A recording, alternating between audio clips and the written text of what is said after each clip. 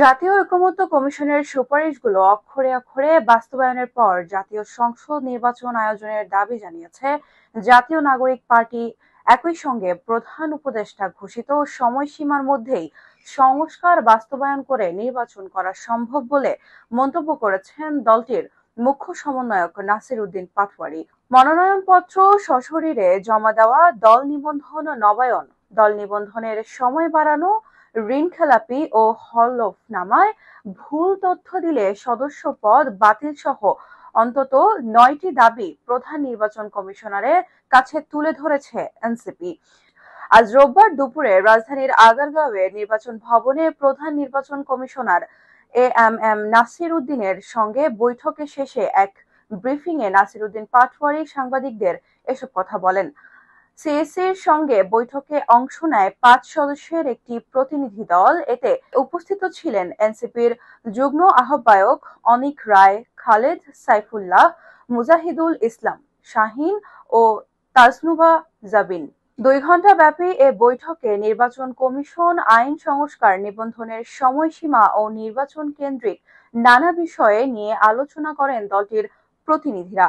বৈঠক শেষে এনসিপির সার্বিক আলোচনার বিষয়বস্তু তুলে ধরে নাসির উদ্দিন পাটোয়ারী বলেন, সাংবিধানিক প্রতিষ্ঠান হিসেবে আমরা অনেকগুলো কথা ইসি থেকে শুনতে পাই, যেগুলো আমাদের প্রধান উপদেষ্টার থেকে শুনিনি। রোডম্যাপের কথা শুনিনি, এটা ইসি থেকে এসেছে।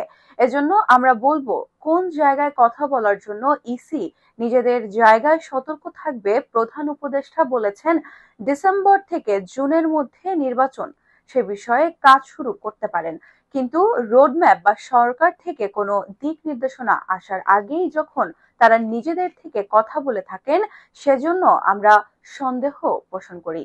এনসিপির মুখ্য সমন্বয়ক নাসির উদ্দিন পাটোয়ারী জানান, ১৭ এপ্রিল চিঠিতে সংস্কারের বিষয়গুলোর ফোকাস করা হয়েছে। তিনি বলেন, সংস্কারের মাধ্যমে যেন নতুন নির্বাচন আসে, ইসি যেন সেদিকে ধাবিত হয়। জনদাবির মুখে সেটা যেন তা জানিয়েছে। বৈঠকে ভোটের সময়কাল নিয়ে সুনির্দিষ্ট কোনো বিষয়ে আলোচনা হয়নি বলে জানান তিনি।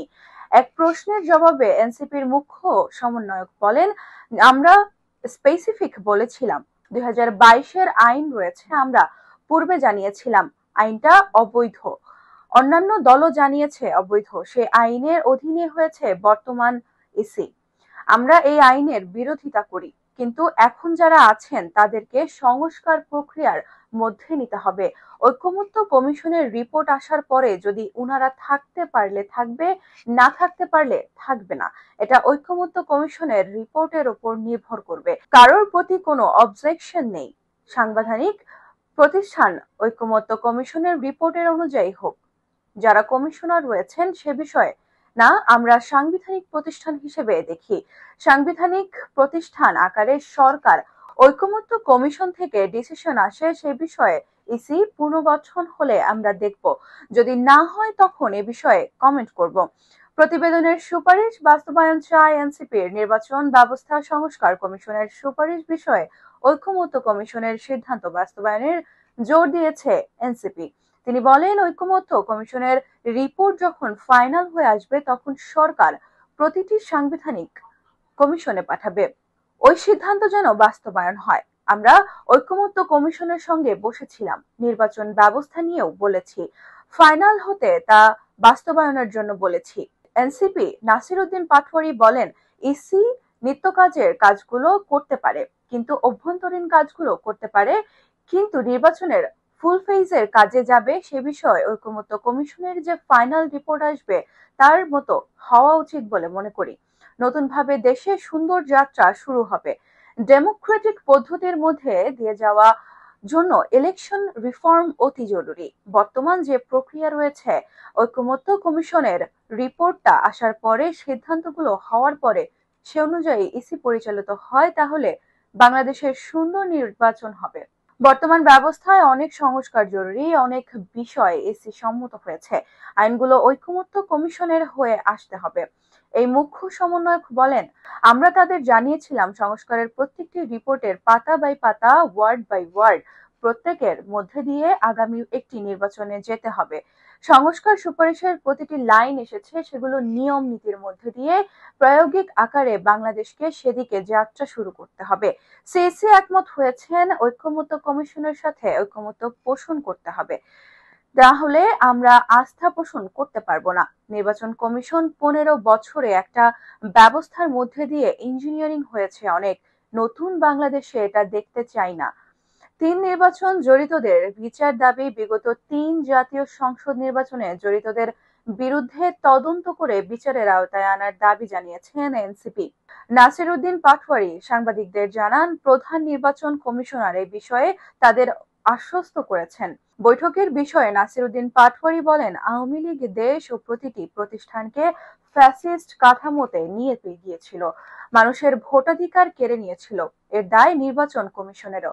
বিগত 3 নির্বাচনগুলোতে যারা প্রার্থী হয়েছেন, নির্বাচন কমিশনের কর্মকর্তা কর্মচারী যারা এর সঙ্গে জড়িত ছিল তাদের সঠিক প্রক্রিয়ায় তদন্ত করে বিচারের আওতায় আনতে হবে, যাতে ভবিষ্যতে কোনো সাংবিধানিক প্রতিষ্ঠান বা ব্যক্তি কোনো দলের পক্ষে না যেতে পারে। গত 15 বছরে অনেক মানুষকে গুম, খুন, নির্যাতনের সঙ্গী করা হয়েছিল, আমাদের ভোটাধিকার কেড়ে নেওয়া হয়েছিল।